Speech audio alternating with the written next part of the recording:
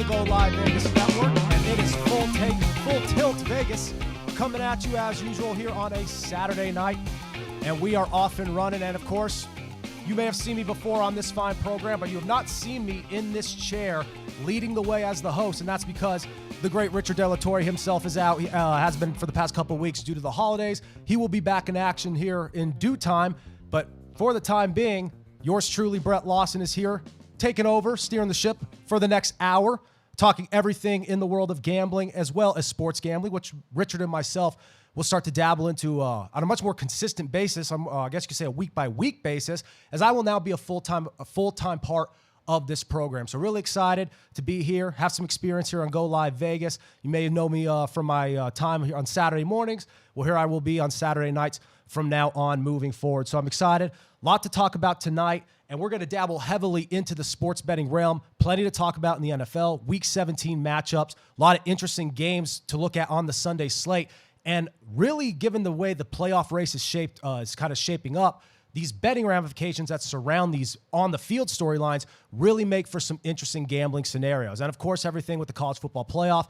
That is now with the semifinal games complete. It's set in stone. Alabama, Georgia, a week from this Monday. So there is going to be plenty to talk about there. And a great day of action today with the bowl games, and the rest of the New Year's Six Bowls with the Rose Bowl, Sugar Bowl coming up later tonight, and, of course, the Fiesta Bowl this morning. So plenty to talk about. We'll get into it. But first, of course, and our fine producer who does such a great job here and has had a busy day. So shout out Mr. Aaron Elkis here on a Saturday right here in the Go Live Vegas studio. We'll pop up the graphic for It's in the Book, Winning Ways, How to Beat the Casinos by Understanding Ratios and True Odds, which we like to promote heavily here on Go Live Vegas every Saturday night for Full Tilt, because very much the philosophy that you hear from Richard, especially in the opening part of this show when he really dives into the science behind these games, it very much is rooted from what is initially written in this book. So again, numerous ways to get it, as you see there on your if you're watching on any of our visual platforms through social media, our social media channels, you can see it there. And if you're watching on Go Live Vegas,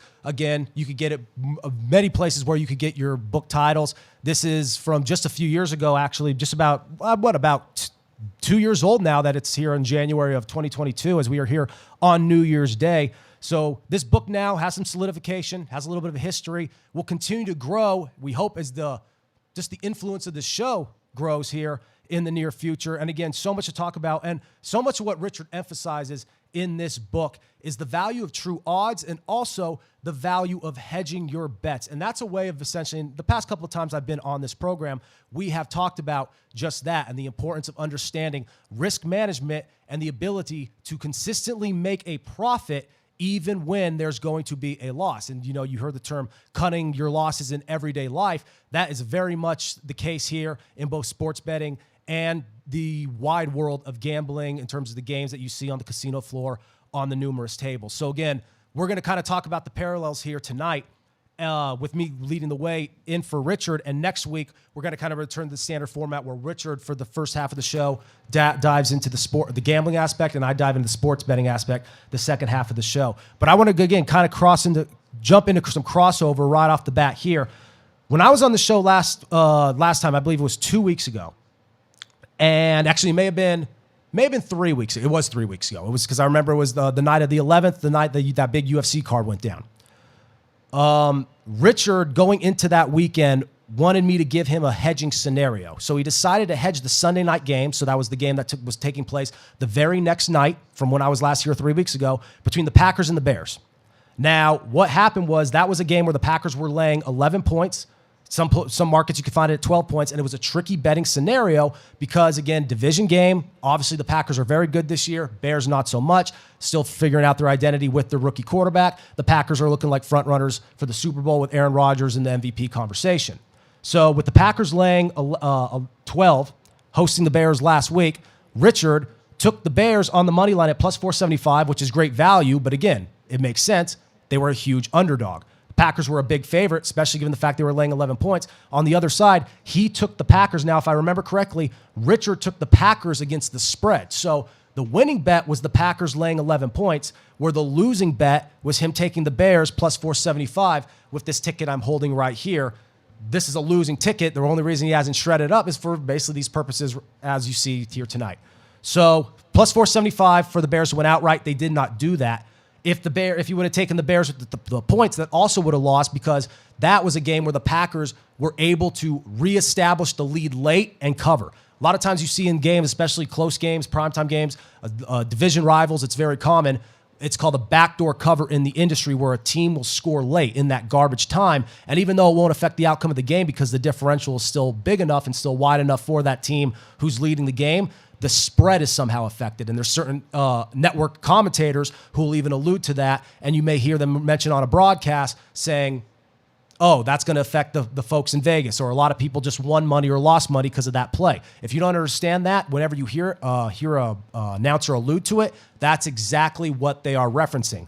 So that is what basically almost happened 3 weeks ago, but did not. The Packers were able to win by a margin of 14, where they were able to cover that 11-point spread, despite with 9, 8, 7 minutes to go in that fourth quarter, the Bears were within that 11-point spread, and they would have gotten the cover despite losing the game. So if that were the case, if Richard would go on the other side, it could have been a case where Richard won both bets, and it would have even been a hedging scenario had he taken the Bears with the points and the Packers money line. Instead, he took the Packers with the points and the Bears money line, lost the Bears with the plus 475 outright bet, but won with the Packers laying 11 points because they were able to cover that spread against Chicago. So again, may seem a little jumbled up there, a little convoluted, but I just wanted to shine some light on basically the last thing that we really wanted to emphasize here, as we touched on during my spot on Full Tilt. And that was an opportunity where Richard, even though he ironically lost this very bet,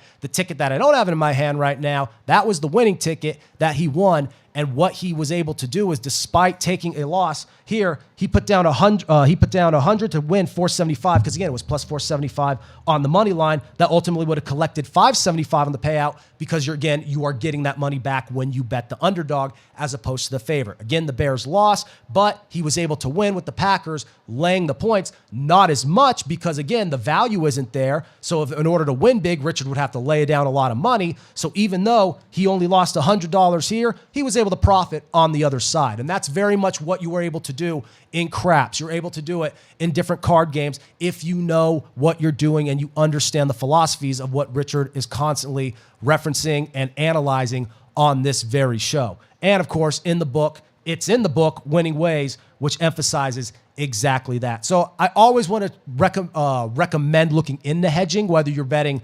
football, basketball. Fighting, it gets a little hairier because you're on a one-on-one type of matchup, and there's a lot of scenarios that play into it. So if you're hedging on a fight, it's a little more reckless with your money. But if you're in a position to do that, I would recommend doing that as well. But games like football, games like basketball, games that are very dependent on the point spread, you can hedge. Or even games where you just bet money line, whether it be those two sports or hockey, baseball, et cetera, you can also hedge. Golfing, there's opportunities to make money numerous ways and capitalize on windows of profit, even if you don't necessarily pick the winner of the tournament. You could pick a top 10 winner. You could pick a top 5 winner in terms of where the golfers finish. You could pick different matchup props that the sports books give you between two golfers over the course of the 4-day tournament, and then you could basically analyze that individual matchup. Even if that golfer doesn't win the whole thing, he doesn't win the green jacket at Augusta, he doesn't win the U.S. Open, he is better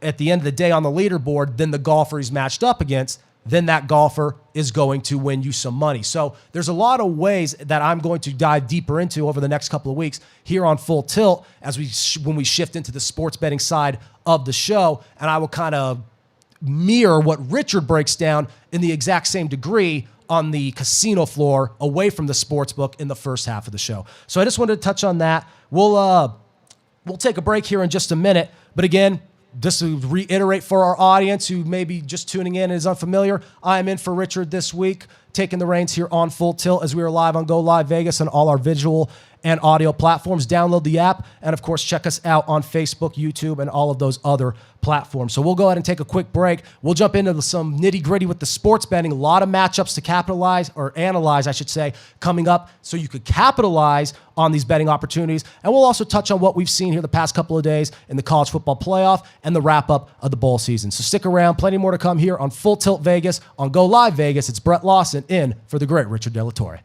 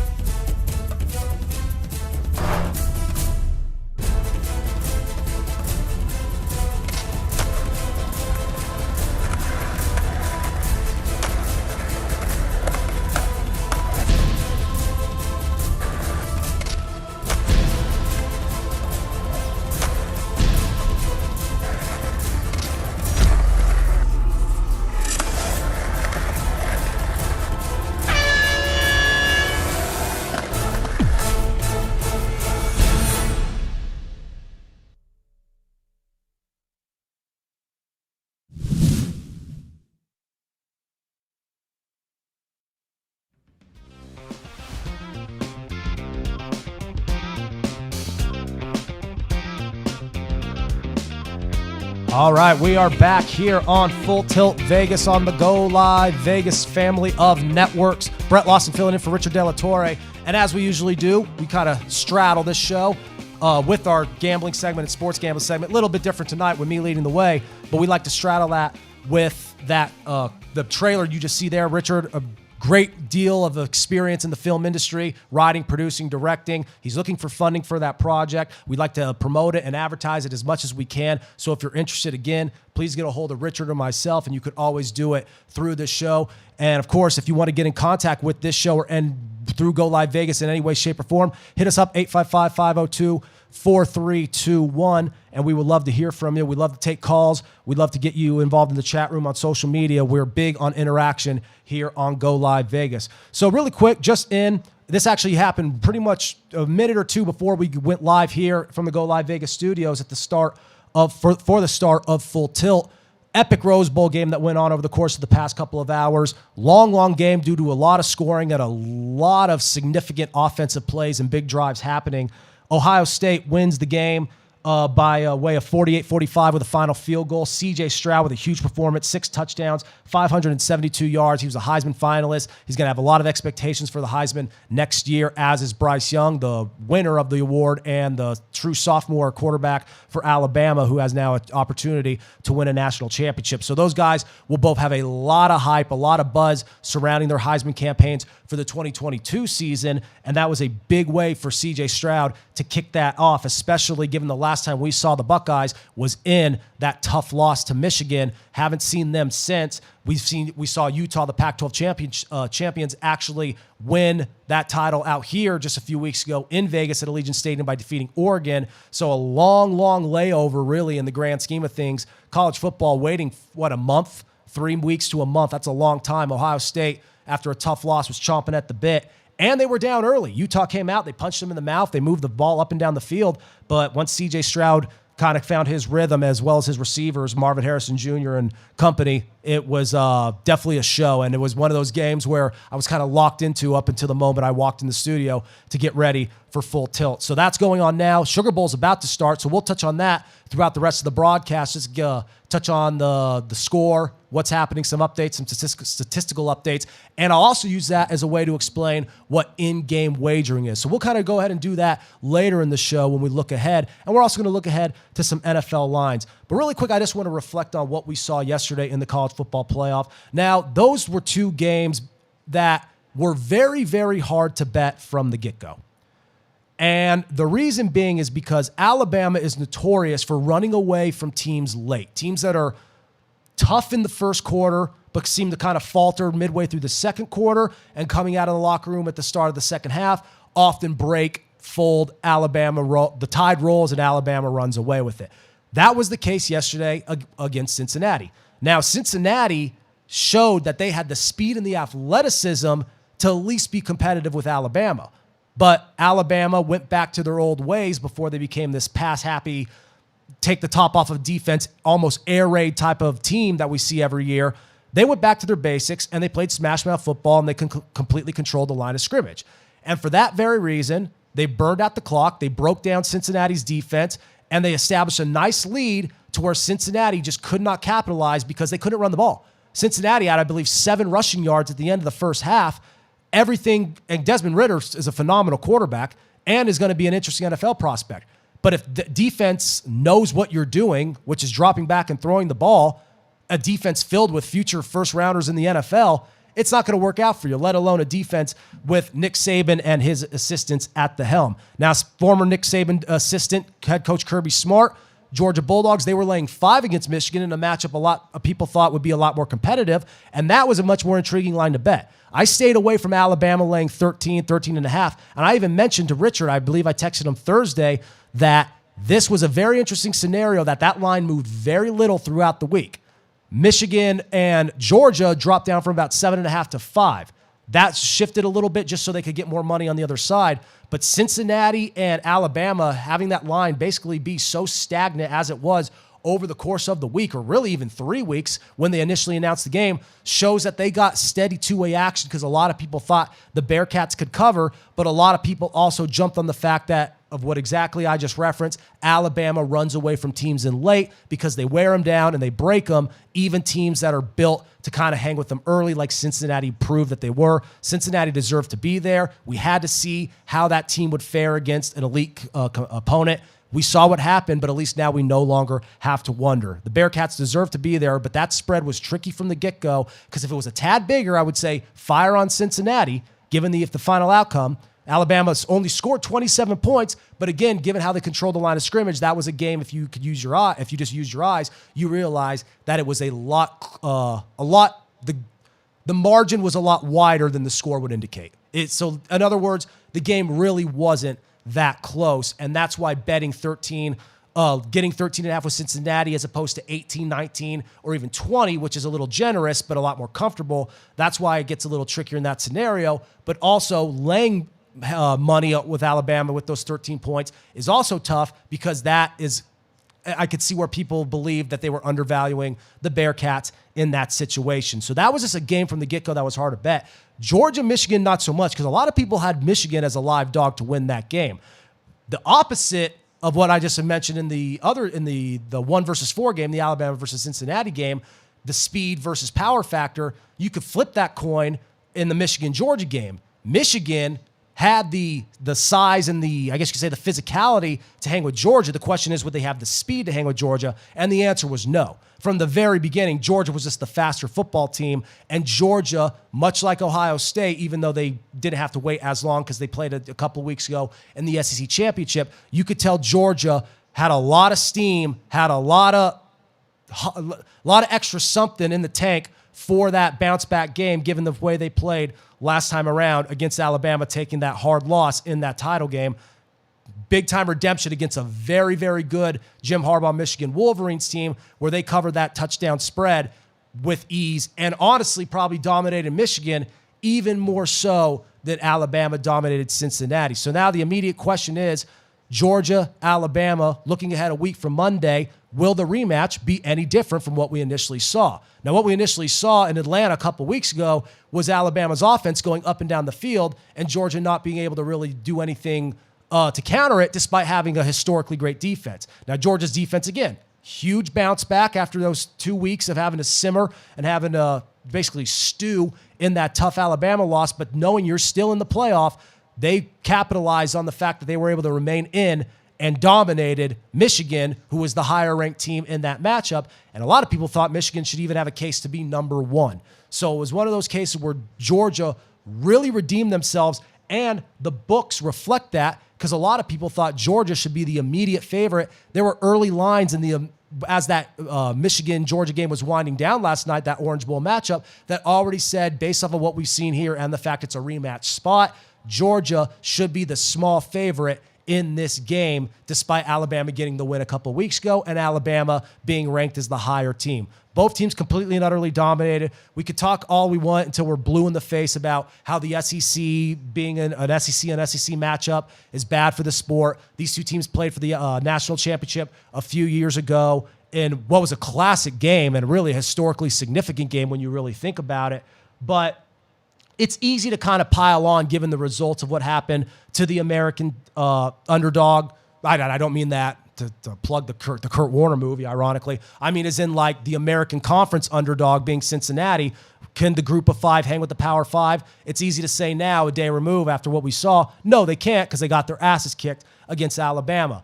But the fact that they were able to get into the playoff initially itself, I guess you could say that fact in itself, that is a historic, monumental type of accomplishment that a lot of people are now going to say, well, maybe now we should have more teams, whether they be Power Five or Group of Five teams, to have their shot in the playoff, and would also increase the opportunity of quote-unquote parity because then it wouldn't be such a free reign for the Alabamas and the Georgias of the world to get in there. Fine, maybe. That's true. We'll see. It's likely going to get expanded. I'll just say that now. The reason isn't to widen the competitive landscape. The reason is for TV revenue and the fact that more games equal more money. But I have to say this in the fact that you want to complain about the SEC. From top to bottom, it's not even that deep of a conference. So the Mizzou Vanderbilt fans can take a step back right now and not take credit for what Alabama and Georgia are doing.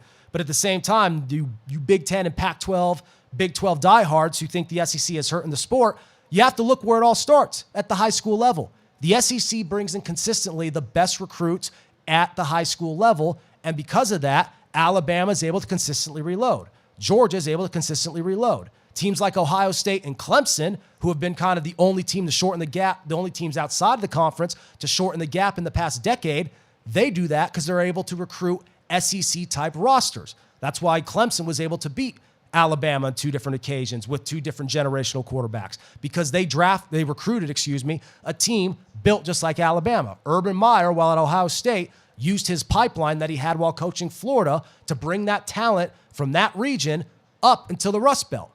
Ohio, like, as great as Ohio State is, Ohio State's not getting the Bosas and Chase Young and all these other elite prospects in the Jim Tressel years.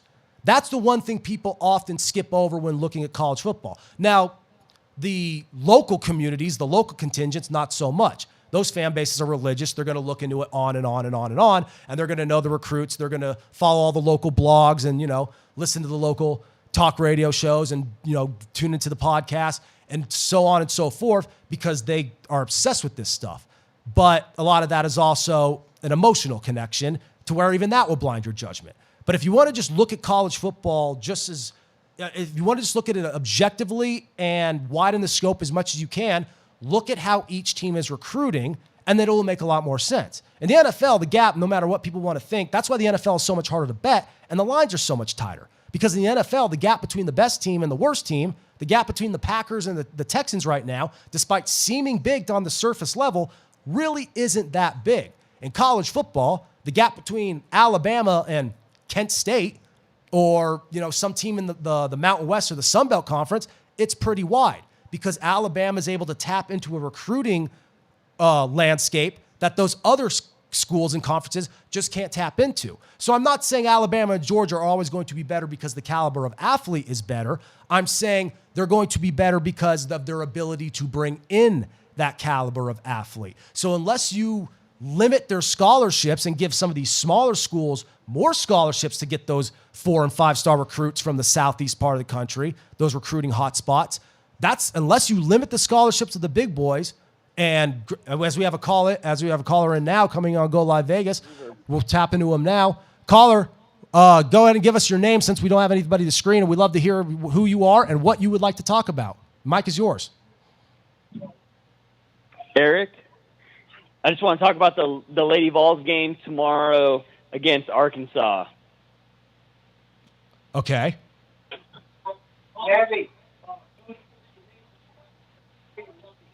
Yeah. What are your thoughts on it? What do you think? We're going to go watch it tomorrow. Who do you think is going to win? I'm not breaking down college basketball right now. You're not breaking down games? No, not right now. We're doing that later. Well, I think Lady Vols has got a pretty solid team. I just don't know how they'll face up against Arkansas. Hey, man, we could get into. Okay. Yeah. I was just curious. Yeah. I was just curious because. Okay, my bad. Well, I'll call back later then. Fair enough. All right. Yeah. And that's one thing I definitely want to allude to. Like, I'm not covering women's college basketball. I'll retract my words there. Respect it. I'm not following women's college hoops at this point in the season just because I'm handicapping football right now in fights. That's one thing, and that's one thing that gets tricky. That's why I even had Aaron, our producer, change my lower third because I do not consistently handicap every sport. And that's one thing I want to do for a point of clarity. I do it for college football. I do it for the NFL. I do it for fighting. I do it for certain baseball games. I do it for the NBA as well. Women's college hoops, I'll be dead honest. I don't handicap that. So that's that simple. That's why, and I appreciate your call, Eric. That's what I'm saying. So I didn't mean to offend you in any way, shape, or form there. But that's sometimes what gets tricky with sports betting because when you're not handicapping that's one thing that gets lost in the shuffle. Where at the same time, you could call about the Masters to a college basketball nut, and they're not going to know anything about that. So we're going to go ahead and take a quick break anyway. We're going to go and dive into some NFL action here coming up. So stick around. Plenty more here on Go Live Vegas. So stay tight. Full Tilt. We'll be back in just a second.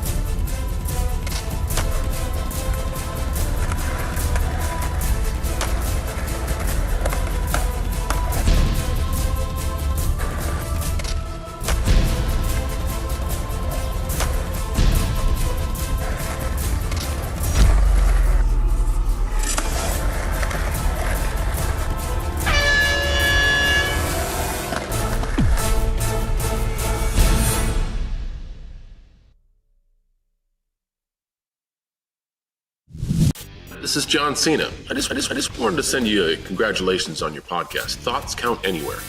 Because indeed they do. Thoughts are important. I mean, what would we do without them? And how can they not count anywhere? Is there a place that thoughts don't count? I can't think of one. Well, I just wanted to say thank you very much, congratulations, and good luck on the podcast. Thoughts count anywhere, because they do.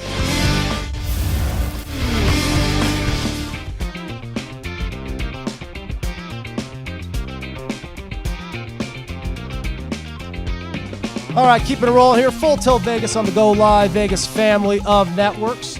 Talking some college football, talking NFL. Apparently we have listeners who want to talk some women's college basketball. Nothing wrong with that, especially with the Vols. Prestigious history. I don't know, maybe they're a Pat Summitt fan.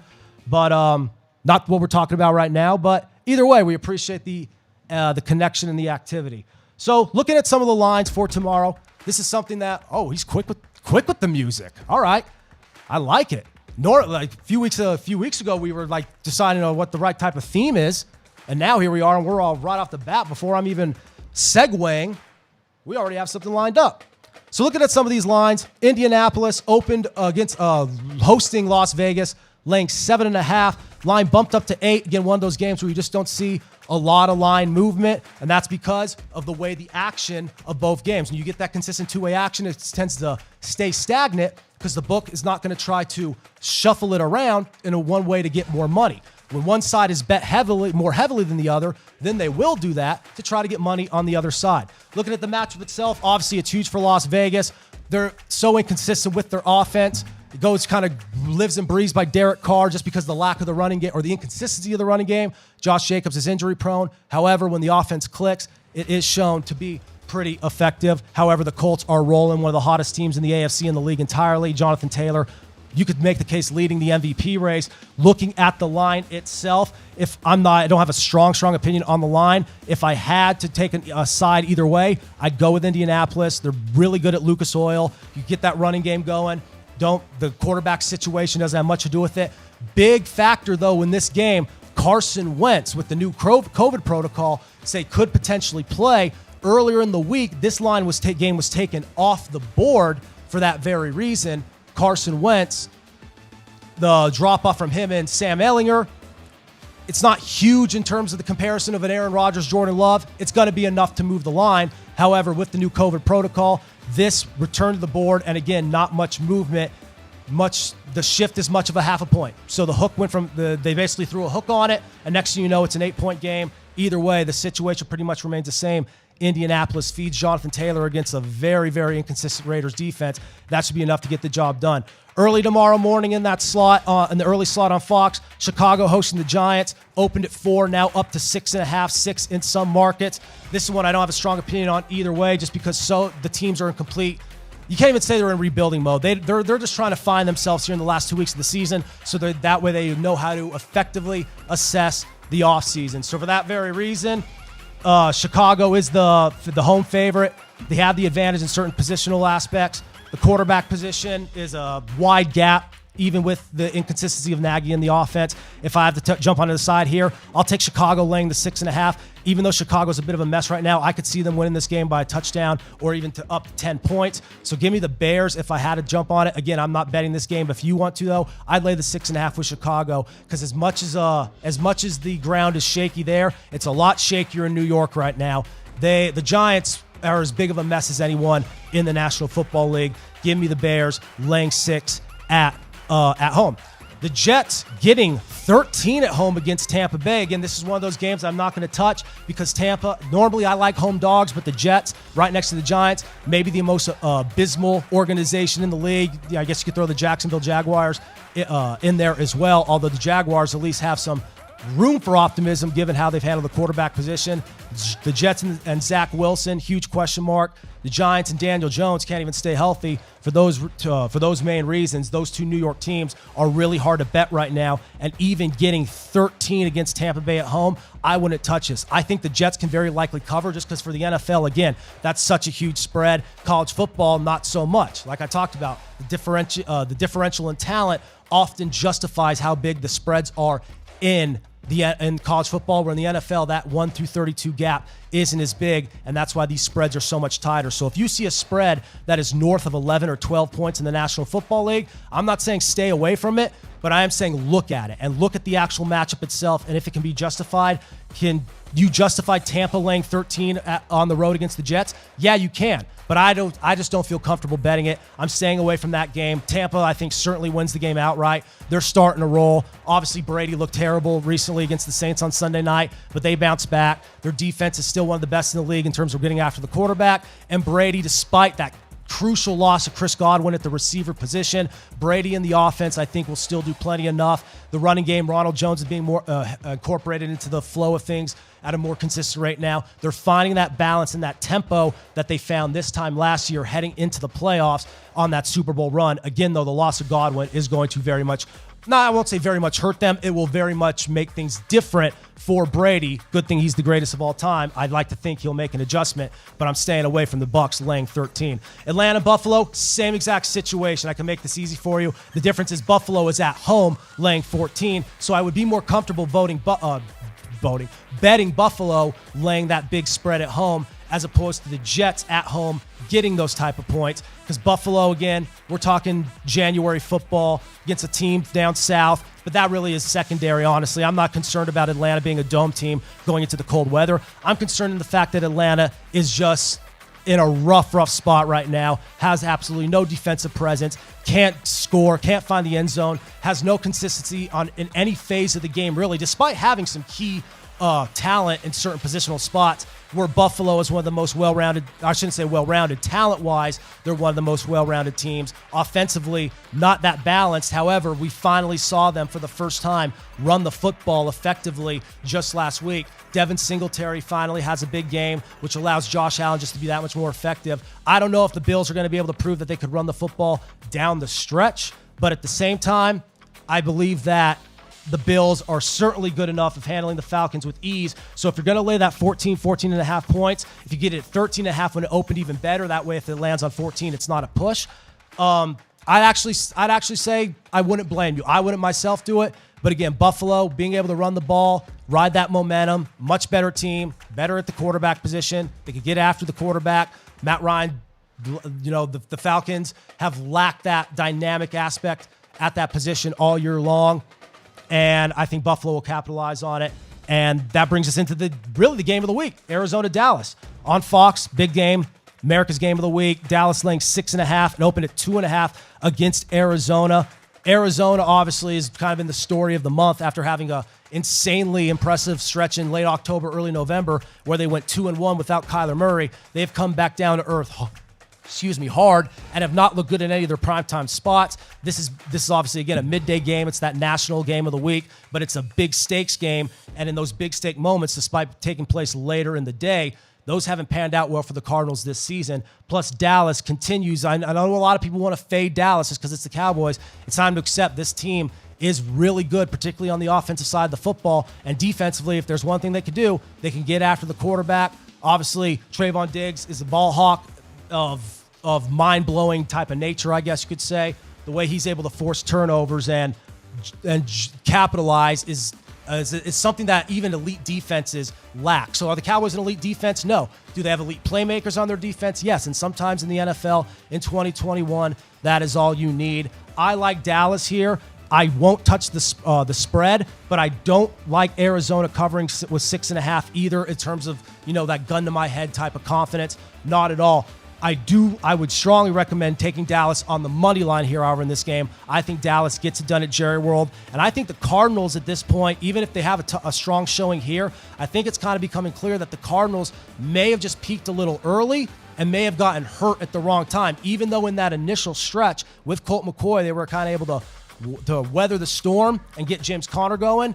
With the return of Kyler Murray and DeAndre Hopkins, it's clear things are not stable and things are not clicking. So just one of those things where it's going to be tough to gauge how Arizona's going to look. Because of that, with Dallas being much easier to gauge, I like Dallas in this spot, but I don't like the spread. Those are one of those tricky 6.5, 7 type of lines. Again, initially opened at 2.5. Then I'd feel much more comfortable taking Dallas in that case. I didn't when it opened. It moved up. So I'm taking Dallas via the money line. Just looking at another couple of lines here before we take we'll take one more break, and we'll air the trailer for Richard's program or Richard's film one more time just to get it out there. But this scroll too far here on my monitor. This Kansas City-Cincinnati game, that to me is the most interesting game of the week. Give me the Bengals with 4, getting 4 at home. I think the Chiefs are probably going to win this game, but I like that spread. I could see this being a 2-point, 3-point game easily where Joe Burrow and Mahomes go toe-to-toe. The over-under right now is 50, so I actually think this game could likely go over given the way these two offenses are clicking and the way these two quarterbacks are playing. Only at a few markets am I seeing 4.5.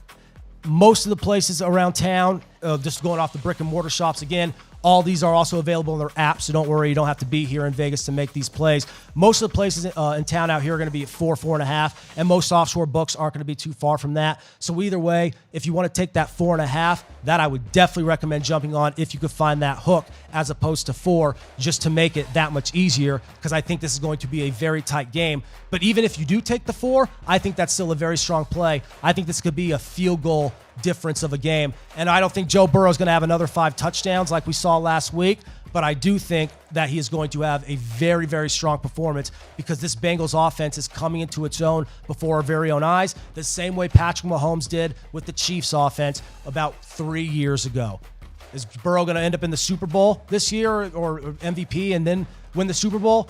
Maybe not, probably not. Although the MVP talks are definitely heating up. He has another big performance this week. It'll be interesting to see where we are a week from now in that conversation. But as far as the individual matchup, give me the Chiefs to win the whole thing and give me the Bengals to cover with the 4.5. I'll look at one more really quick for you. Green Bay, Chicago. I want to do that really quick just because that was what we opened with tonight, talking about that hedge betting situation. Rematch spot this time around.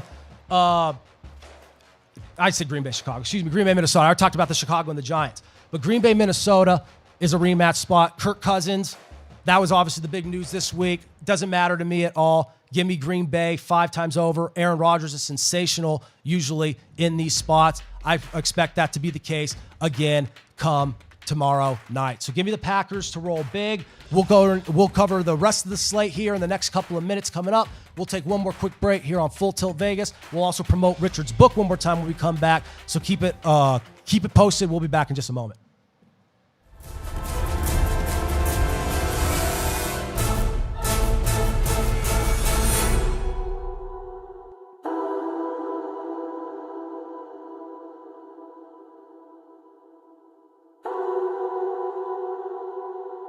We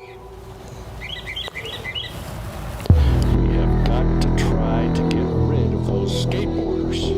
We tried, boss. Those skateboarders are tricky. We haven't tried everything.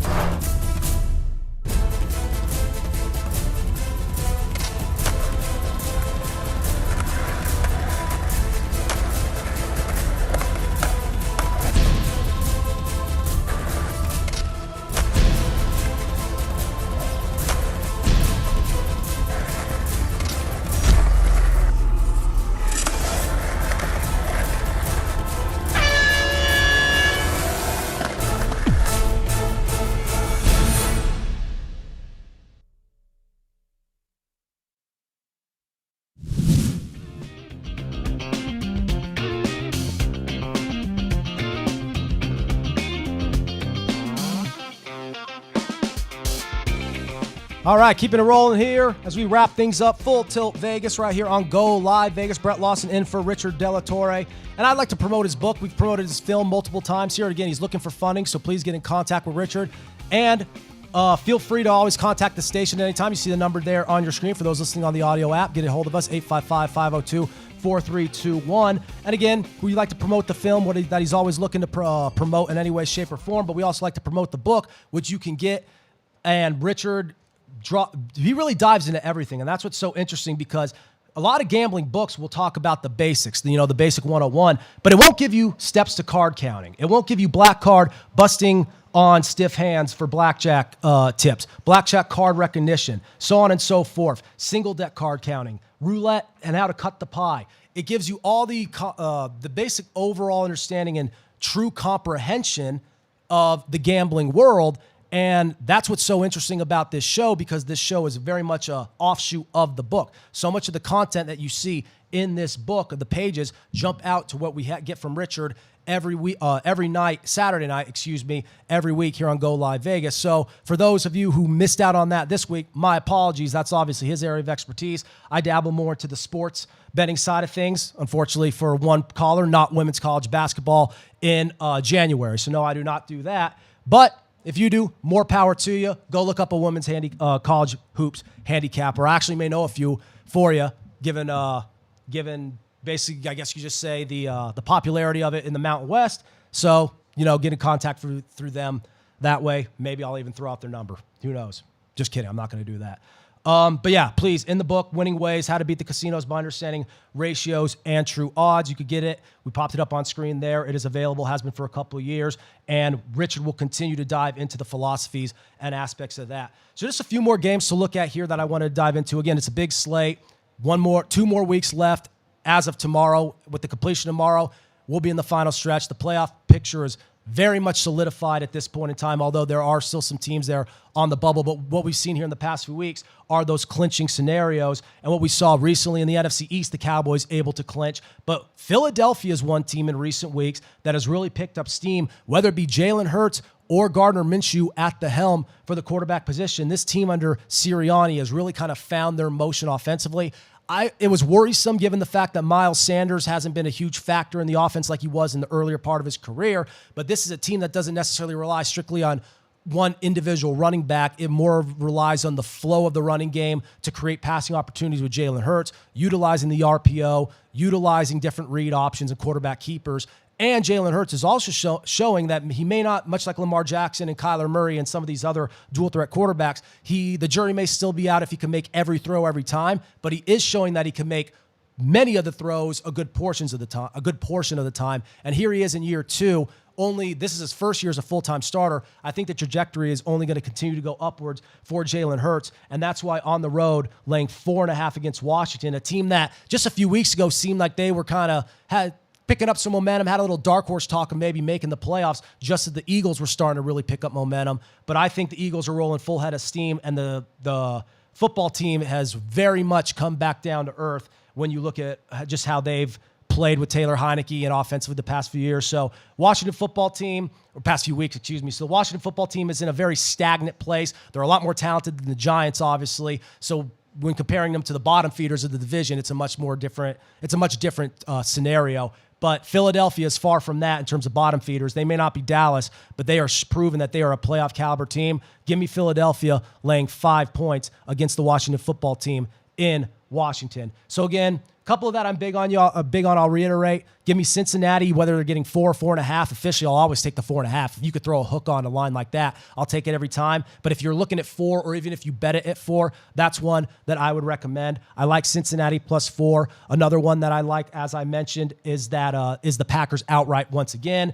And I say that's fitting. I made the mistake of saying they're playing the Bears. I meant to say they're playing the Vikings again, a team they lost to in that really, really close game in Minneapolis just about, I believe, a month and a half ago. The season's already gone fast. I believe it was about 5 weeks ago in that big spot where Dalvin Cook was sensational and the Vikings wound up winning with that field goal. Rodgers was amazing. He played great, but that was pretty much the last time the Packers really kind of fell on their face in a clutch type of moment against an inferior team. But the Vikings, everything with the COVID protocol has been shaky. Here they are in a rematch spot, this time at Lambeau Field. I like the Packers big, and that's why it's ironic, because the last time I was here, I liked the Packers big, even though, again, that 11-point spread, as I mentioned at the top of the show, was tricky with a divisional rival like the Bears. Yet, didn't stop them from covering, and I don't think anything that the Vikings will do this weekend will stop the Packers from winning outright, and that's why I like the Packers on the money line. I'm not even going to bother with the spread in that situation. Other games like Detroit and Seattle, touchdown the game, 7.5 in some markets. Seattle at home, their defense is so hot and cold. Russell Wilson has been hot and cold. They looked much better last week, to be fair.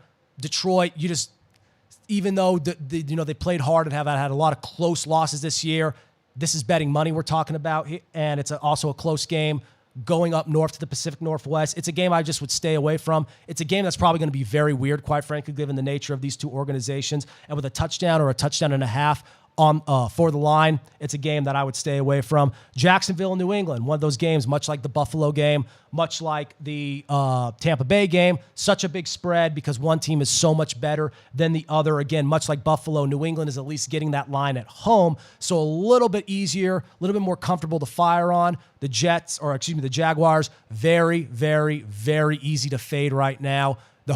They're interviewing for coaches. They're trying to figure out what they're going to do this whole offseason and who they're going to be in 2022. So one of those scenarios where, are you going to feel comfortable with Bill Belichick and Mac Jones with a line that big? Because if you're that comfortable with them, you're better off betting the money line. May not get a whole lot of value, but lot more likely to hit and get a winning ticket, judging off the same opinion as opposed to trying to gauge the final score. And that's why when you see lines in the NFL, it is that much more difficult to gauge in terms of the betting scenarios and the betting ramifications. Because again, when you lay that amount of points, when you lay 14 or when you're laying 13.5 or even 12, you are going to be watching that whole game, even if that winning team or that favored team is cruising the whole time.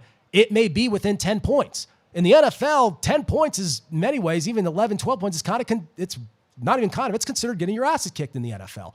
That's why in college it's different. If Cincinnati hangs around 11, 12 points against Alabama, they're not viewed as a team who got their asses kicked. In the NFL, usually, unless you are a true bottom feeder, like these teams that are getting 14 type points, the Jaguars, the Jets, so on and so forth, when you're one of those teams, then maybe. But across the board, usually those lines are tighter because it's hard to trust a team, no matter how good, laying 2 touchdowns or a touchdown and a field goal against a team that may not be very strong, but is still an NFL football team with NFL players, in some cases Pro Bowlers or all-pro type of guys. And because of that, a lot of things can happen, especially late in games. If you feel confident on the team, you're better off betting the money line. So that about does it for us here on Full Tilt Vegas. Plenty more to talk about next week. Richard will be back. Comments, thoughts on top 5 parlay picks for next week? I don't know what that is. What is he talking about for next week? Thoughts on top 5 parlay picks for next week. That's not a. I don't get the question. Top 5 parlay. Are you saying? Thoughts on top 5. I get what you're asking. You don't have to keep repeating it. What I'm saying. We had a question in the chat room. Thoughts on top 5 parlay picks for next week. Are you asking me? Do you want me to make a 5-leg parlay, 4 or 5? I mean, I basically gave them to you right there. I gave you a 4-teamer. That's what I'm saying. Like, thoughts. Are you asking me for your thoughts on your 5-team parlay? If that's the case, they're going to have to send it in the comment section. We'll get this worked out. We'll get the logistics worked out. That's what I'm saying. I would love to see the picks and see people's opinions in terms of what they like. If you think I'm an idiot, tell me. Say no. That's what I'm saying. Say, no, I don't like this Cincinnati getting 4. They're going to get their asses kicked. Give me the other side laying 12. That's what I'm saying. Go give me that. But you have to be specific. I don't know exactly what they're talking about. Top 5 parlay picks for next week. Are you saying like you want my 5 picks for next week to make a parlay out of? And what do you mean by next week? Because next week is technically this week. It's tomorrow.